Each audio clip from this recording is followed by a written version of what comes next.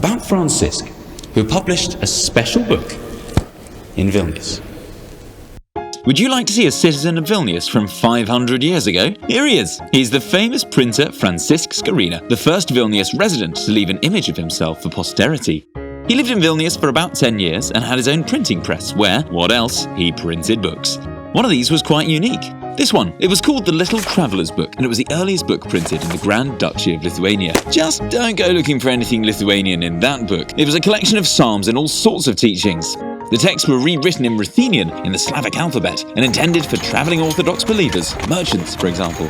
Francysk also came from a family of merchants, from a rich and honourable family. How do we know this? Because his grandfather had a surname, and back then, surnames were proof of one's special status. If Skaryna had been born into an average family, it may very well be that he would only be known to us as Francysk of Polotsk, for example, a city in present-day Belarus, about 200 kilometers east of Vilnius. Skaryna was born there and attended a monastery school in Polotsk, and then later left to study in Krakow and Padua. In Italy, he earned a doctorate in the free arts and medicine. Actually, when he was in Krakow, Skaryna called himself a Lithuanian. In other words, he associated himself politically with the Grand Duchy of Lithuania. In Padua, though, he pronounced himself to be Ruthenian because he wanted to emphasize his own ethnicity. There are more than a few question marks in Skaryna's life story. He was baptized into the Orthodox Church, but probably converted to Catholicism as an adult. After all, Francysk, or Francis, is a Catholic name. What's more, he worked for the Bishop of Vilnius, who would never have hired an Orthodox believer. It may also be that Skaryna became a Lutheran, fled Lithuania to the estate of the Prussian prince.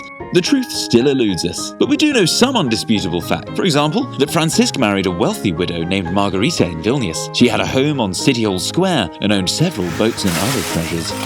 Skaryna, meanwhile, had a printing press, one of the first in Eastern Europe. It was set up in the home of the senior burgomaster of Vilnius, not far from City Hall, but we don't know exactly where. The burgomaster, Jakub Babik, was rich and generous. Without his money, Skaryna would have had a hard time printing books.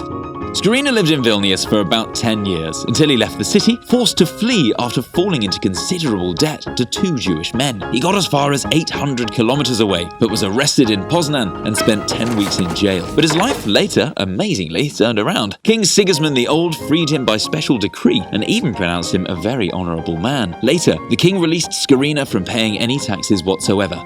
But Skaryna didn't stay long in Poland either. He left for Prague, serving as the king's gardener until his death. Today, we might call Francysk Skaryna one of the first true Europeans to live in Vilnius.